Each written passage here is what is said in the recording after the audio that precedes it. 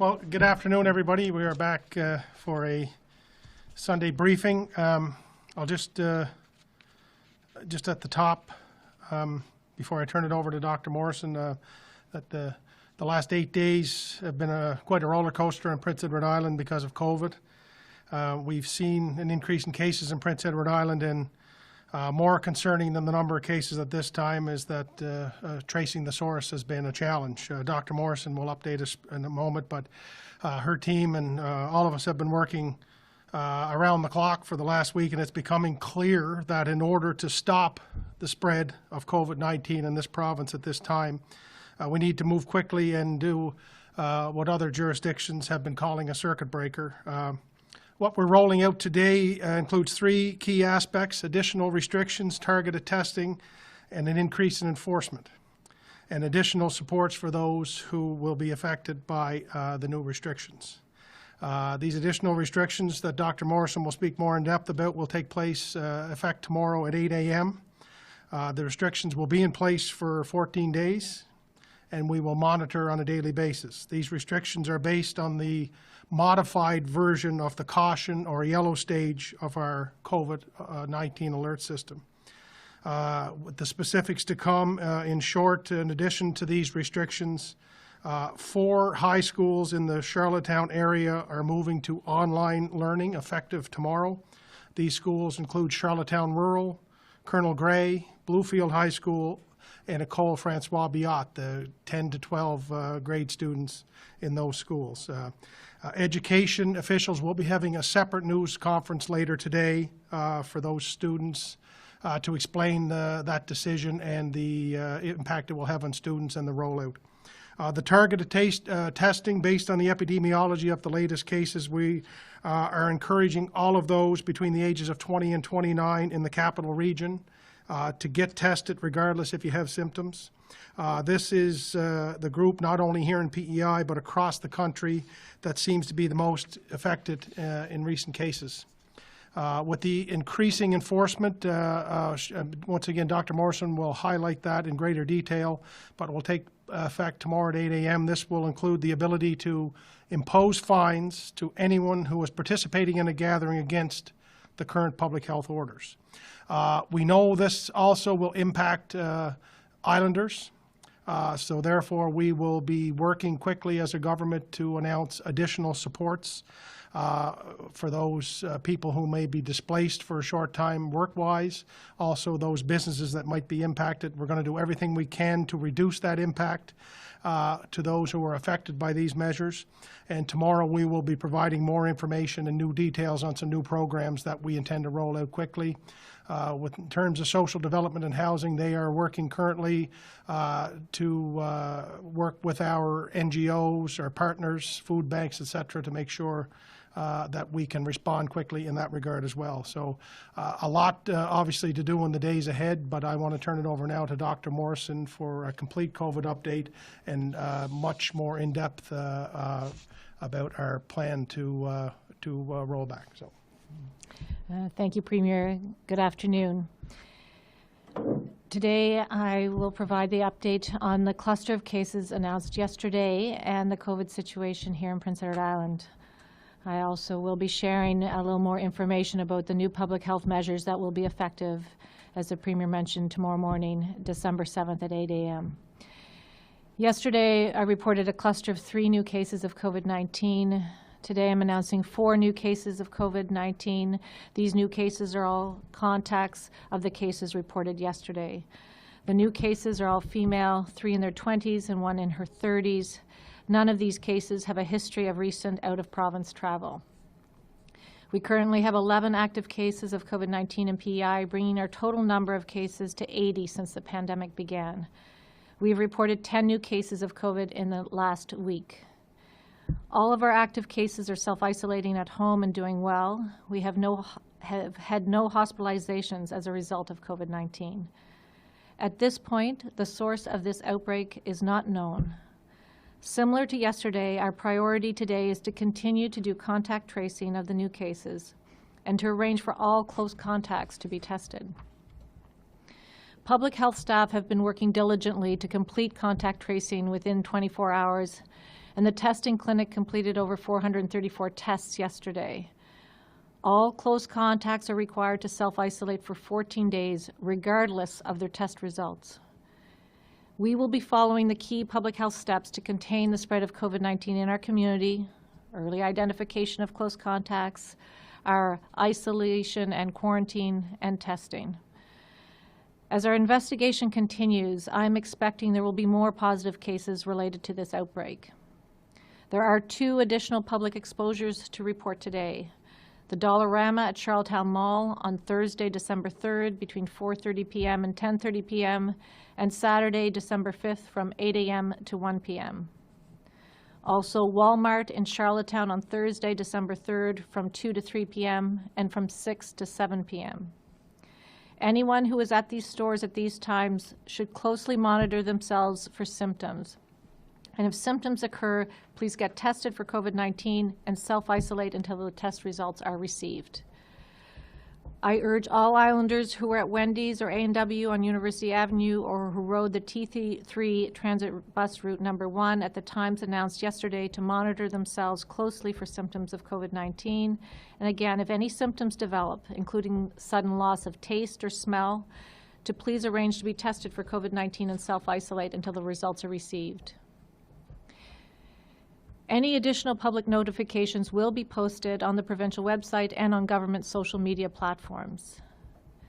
Given the demographic of this outbreak, we will be working with our partners to develop a strategy to target testing in the 20 to 29-year age group in Charlottetown especially. And this 20 to 29-year-old group would be especially those who live with others in that same age group, and that will be with or without symptoms. As I mentioned yesterday, the sharp increase in cases in the past 36 hours and the fact there's no connection to recent out-of-province travel is concerning. This situation does suggest there is community spread of COVID-19 and P.E.I. I am worried about what is currently happening with COVID-19 in our province, and even more worried about what could happen if we do not act now. We have all worked hard over the past 9 months to contain COVID-19. Islanders have all done their part to adhere to public health measures, and our province has been a model for how to adjust to living with COVID-19. Unfortunately, we now have an evolving situation with COVID-19 that requires a strong provincial response, and it requires all of us to do our part. If we do not act immediately and take a hard approach dealing with this situation head-on, it will take us much longer to recover, and we will have more devastating impacts for individuals, families, communities, and our island society in general. As a province, we have learned from the experience of other jurisdictions that in some cases they wish they had acted earlier to address the spread of COVID-19. We've also learned that incremental or partial measures do not have the same impact in containing the virus as more strict measures. So when we reflect on the events over the last week, I observe a sharp rise in the number of new cases of COVID-19. The majority of new cases have no history of recent travel. A potentially growing outbreak of COVID-19 with no identified origin. A large number of close contacts being followed, and a large demand on our testing and laboratory capacity. At least several workplaces are impacted, and of course last week we had our first case that involved a school and sports team. While we do not know the source of the current outbreak, we are unable to predict how large and how far-reaching it may become. We need time to get this situation under control. We met earlier today with Cabinet and recommended the institution of a circuit breaker. These circuit breaker measures to allow us time to deal with the rising incidence of COVID-19 and P.E.I. This supported the implementation of these public health restrictions effective tomorrow, December 7th at 8 a.m. until December 21st.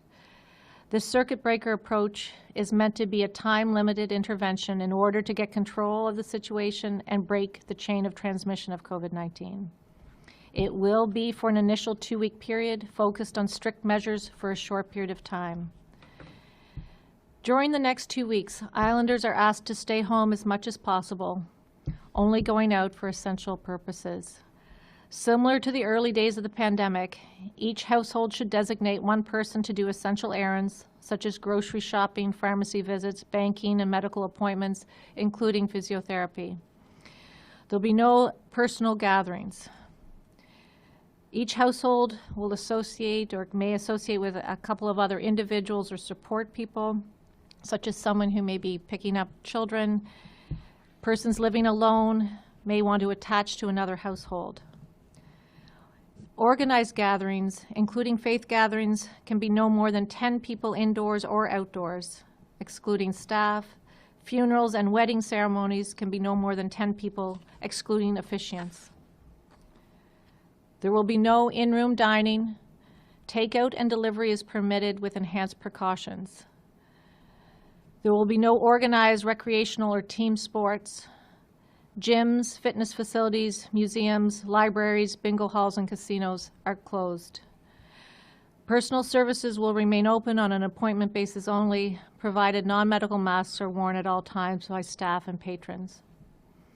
Retail stores and markets must reduce the number of people to approximately 50% of the standard operating capacity of the operational retail space, and monitor entrances and exits to ensure that capacity is not exceeded. Schools and daycares continue to operate as they currently do, with the exceptions that have been mentioned by the Premier, with a change to online remote learning at Colonel Gray, Bluefield, Charlottetown Rural, and École François Buat in grades 10 to 12. Residential day programs and in-person mental health and addiction services and programs will continue. Long-term care and community care facilities, there will be one partner in care. However, there will be no other designated visitors for this period of time. With employers' support and encouragement, employees may work from home. We need the help of all islanders to ensure adherence to these new measures and restrictions. In addition, we will be stepping up enforcement efforts across the province. The public should know that in the event there is a personal or organized gathering that exceeds the limits, there will be a fine issued to every person in attendance and not just the host. The capacity limit for retail outlets will be enforced as much as possible. The grace period for rotational workers and truck drivers to register with our office has passed. All rotational workers and truck drivers should now be registered and following the testing regimen.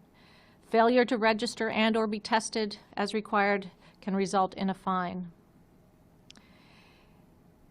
It is not easy to announce these changes because they will impact all of us, including our island businesses, our families, and our broader community.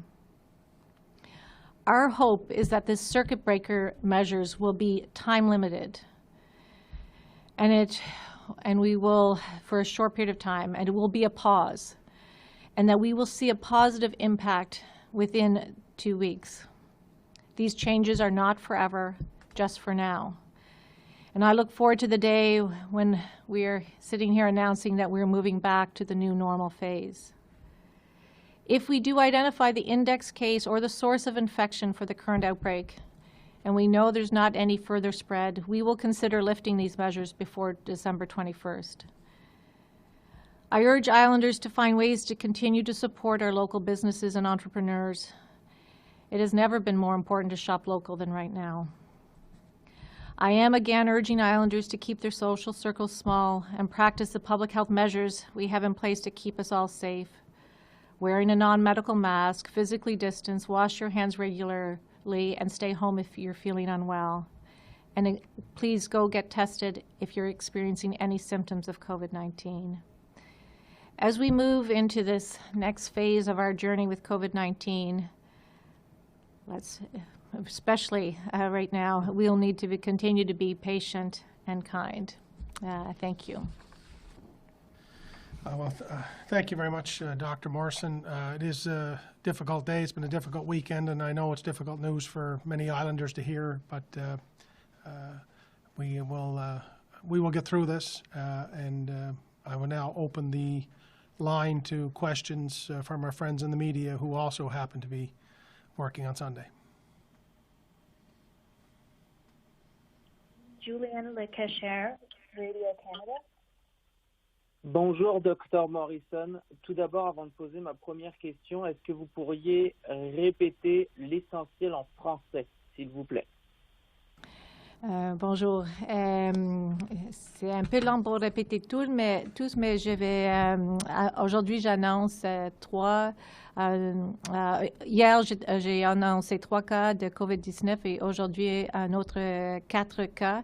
Ils sont liés aux cas, les cas d'hier.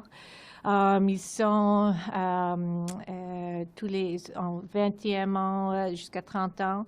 Alors, on a maintenant 11 cas de COVID-19 qui sont actifs ici à l'île du Prince-Édouard.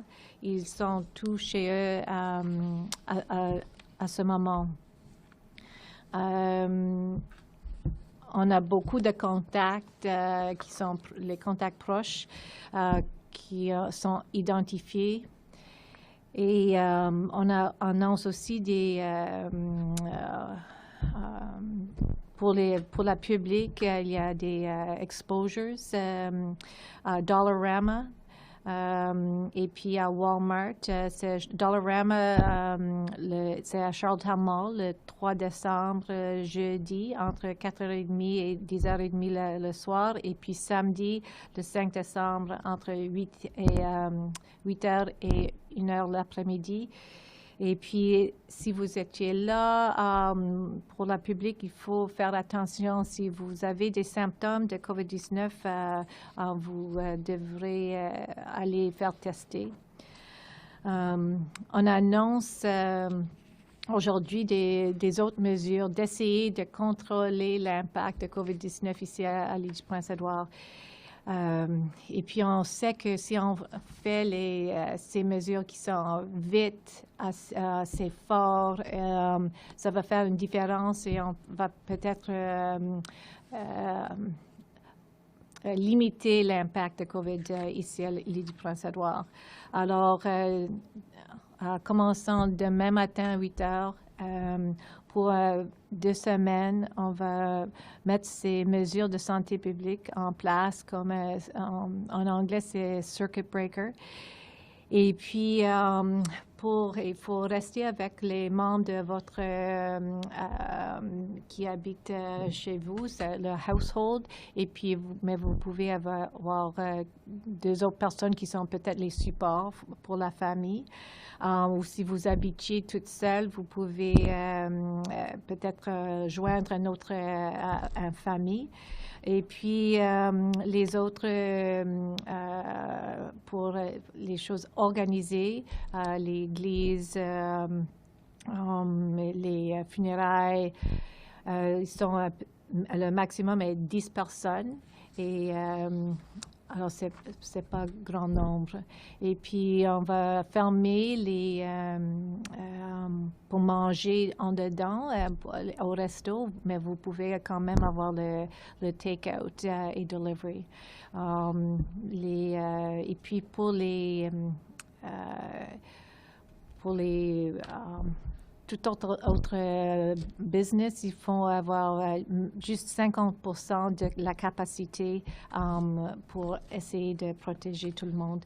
Il y a peut-être plus de détails qu'on on va mettre en français aussi, mais ça, c'est un peu, pour commencer, peut-être c'est ça. Docteur Morrison, merci beaucoup pour toutes ces informations en français. Si vous voulez bien, ma première question, c'est, vous avez dit on ferme les écoles secondaires parce qu'on est inquiet pour cette tranche d'âge-là. Mais pourquoi on ne ferme pas toutes les écoles de la région de Charlottetown et pourquoi on n'envoie pas tout simplement les enfants à la maison jusqu'aux fêtes de Noël? Puis je sais que c'est une bonne question, mais c'est à propos de l'âge où on voit les cas vraiment, et puis ces écoles ici dans la région de Charlottetown sont les secondaires sont plus proches de la même âge, et puis alors je supporte cette décision.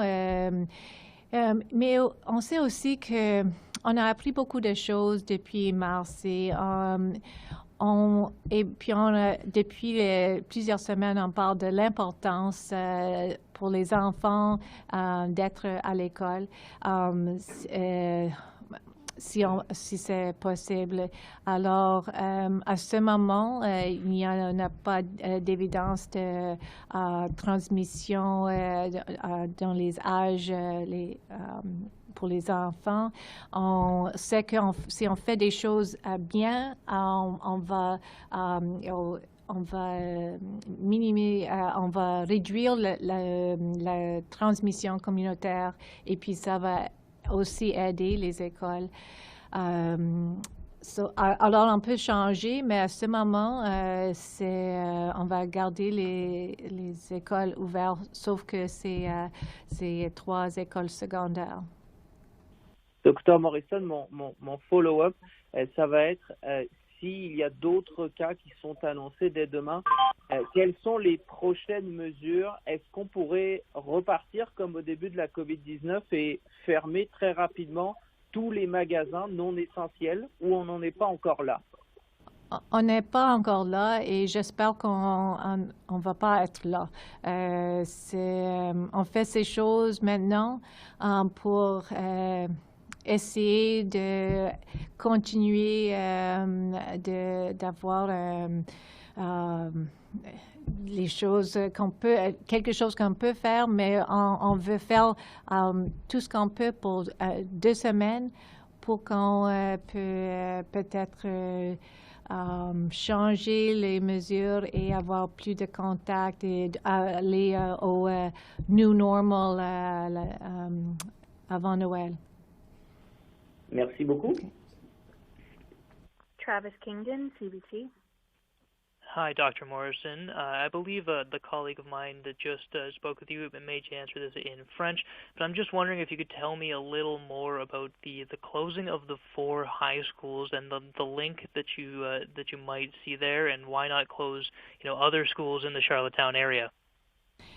Hi, Travis. And the Premier may want to speak to this too, but it has to do with where we're seeing the cases and the age group that we're seeing the cases in. So in the 20 to 29-year-olds, primarily in these last number of cases, and similar age group that we've seen across the country.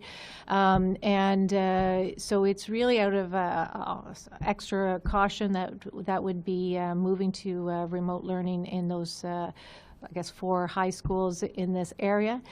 We know we've learned a great deal from the first part of this pandemic and we've said different times we would like to keep our schools open as much as possible. And certainly when they've done circuit breakers, even one presently ongoing in Nova Scotia, they try to keep their schools open and their workplaces functioning.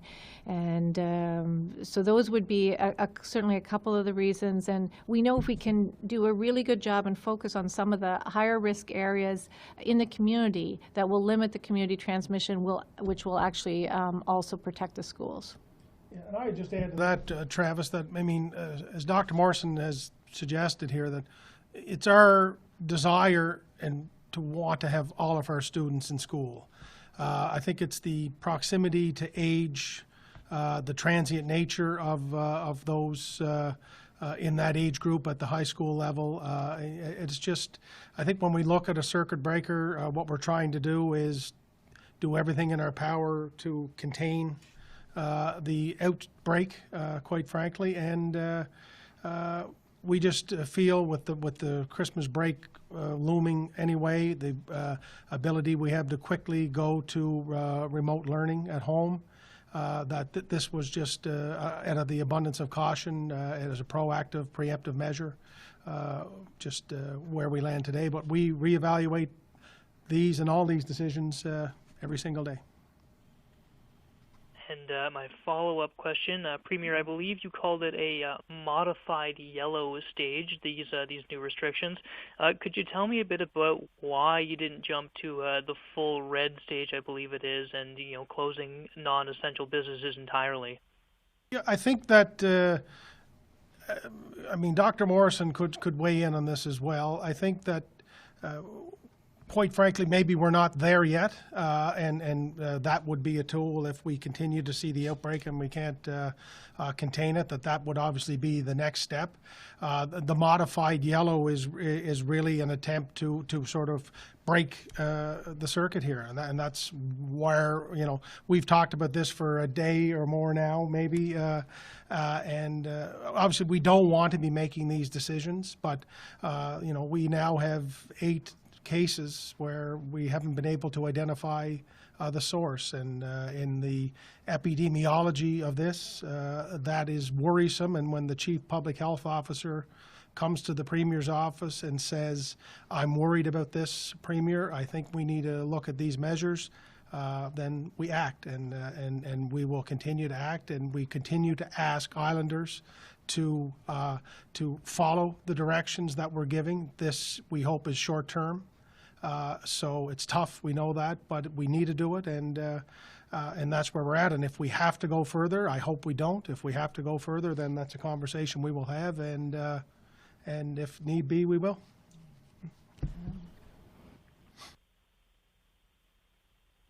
Mike Robar, The Guardian. Good afternoon to you both.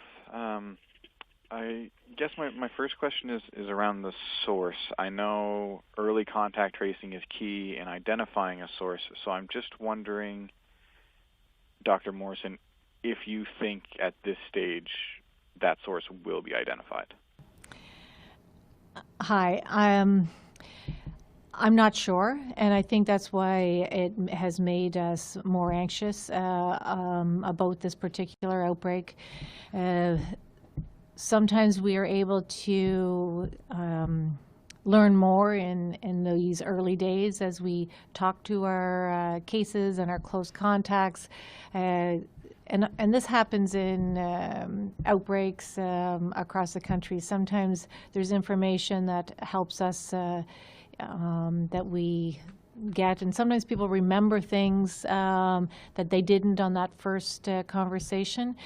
And but I'm not sure if we will identify the source. We're certainly trying to test anyone who has been close contacts. We've talked about trying to even increase some testing to that age group, and to try to do identification and limit that transmission, whether or not we can find the source. All right, and then for my next question, it's given the age range 20 to 29, and I know both Holland College and U.P.E.I. have a fair portion of their programming online right now. Why haven't, or will you be putting any restrictions on Holland College or U.P.E.I.? Well, I think we certainly spoke earlier today, and that we may need to have conversations with both U.P.E.I. and Holland College about what measures, additional measures they need to take. So at this point in time, I didn't have a chance to speak with them today, but that may be something we'll be doing in the next couple of days. Yeah, and we continue to look at, obviously, we've had sort of circled on the calendar for a number of weeks and months now, this end of the year, and then students coming back after visiting family, or more international students coming, and maybe talking to the universities and the college about what in-class learning looks like. And so we're continue to sort of best determine the safest way forward here, and those are conversations that we've been having almost continually with both of those post-secondary institutions, and they've been very open to doing the very best they can to keep everybody safe, and at the same time provide some type of learning for their students. I mean, we have to remember that the students who are enrolled in both of these post-secondary institutions have not only paid good money to do this, but they're at a very important time in their lives with their career and their training, and that learning needs to continue. How they have responded has been impressive, and I expect that will continue, but the conversations will need to continue to be had for sure. Thank you. Shane Ross, CBC. Hello. Just wondering how Christmas shopping fits into these new restrictions. Hi, Shane. So what we've said is that retail stores and markets need to be at 50% of their regular operating capacity. And we actually have some, in terms of outlining a little bit of that detail. So a guideline for retail stores would be, for their original capacity, would be one person per 30 square feet at ground level. And so that would help some retail outlets figure out what their normal operating capacity is, and then it would be 50% of that. So I think we would be thinking what online options might be available, and delivery options may be available, but also that they can continue to operate, but with that 50% reduction in capacity, and making sure the entrances and exits are monitored to make sure that capacity is maintained, or capacity is not exceeded, really. Shane, I haven't been out very much. I don't have a whole lot of my own shopping done yet, but the little amount that I have been out, I've noticed that retailers are doing a really good job of that already. They're keeping a very close eye on things. And I've noticed that island shoppers have been patient, and we will need that to continue. Obviously, we know how important this time of year is for everyone from a Christmas perspective. We know how important this month is for retailers in P.E.I, and so we're really just trying to do everything we can to make sure everyone can get their Christmas shopping done safely. So I would just say, be very patient, give yourself lots of time, and the hustle and bustle doesn't need to be so hustling and bustling for the next couple of weeks. Yeah, I guess what I meant too is shopping a reason to leave your house? I guess Christmas shopping, would that be considered essential enough? Good question. I mean, I think we really want to limit the number of people that are going in and out of stores, and thinking. I think we said earlier, or at different times during the pandemic, make sure you really need to go, and people will need to make some of those their own decisions about what they think is essential. We're certainly, the stores are open at that reduced capacity, but really.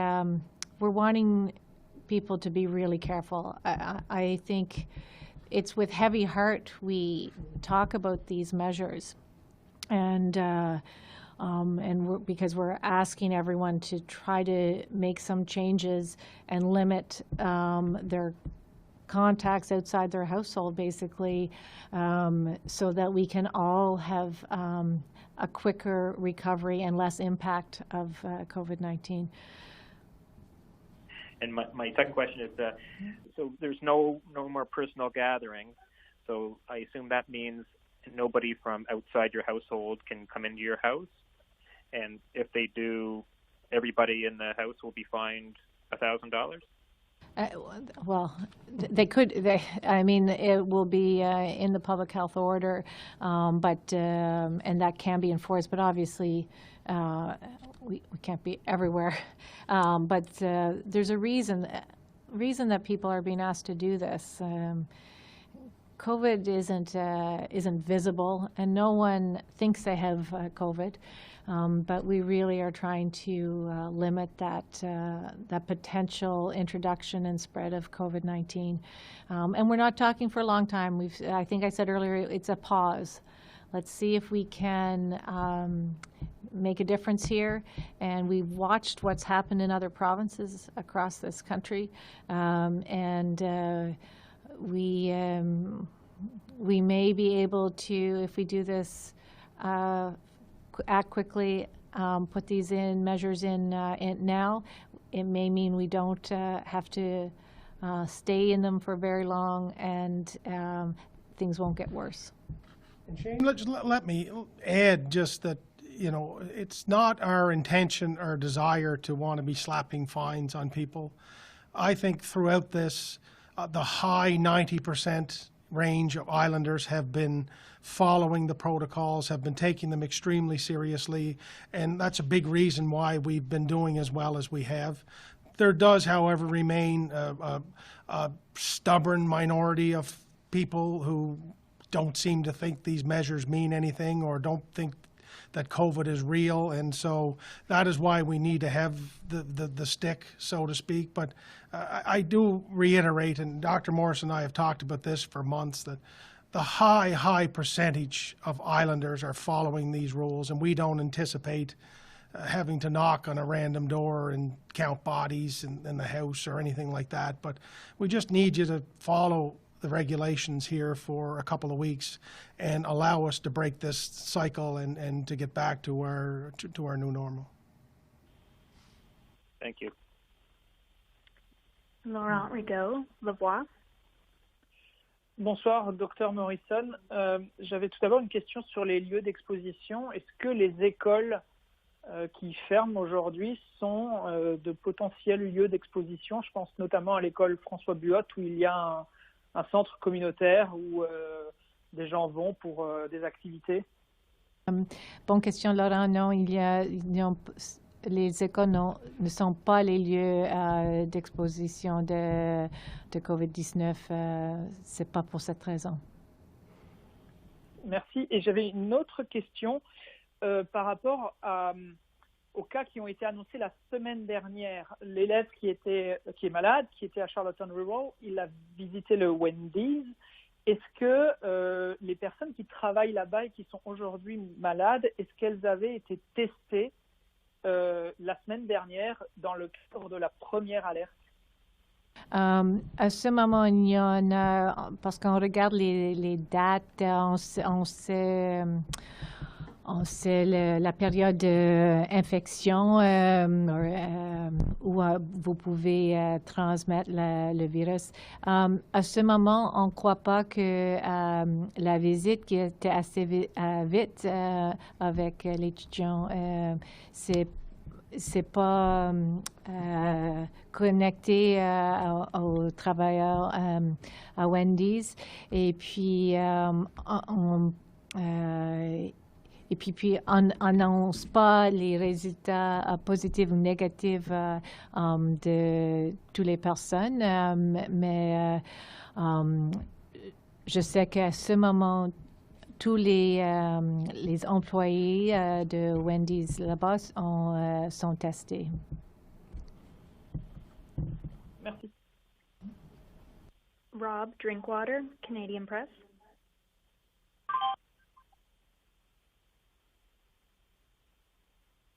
Nobody? Rob isn't there?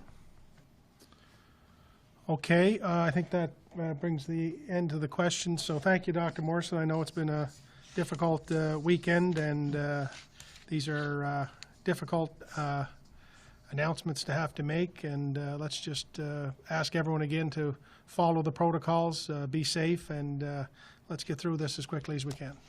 Thank you.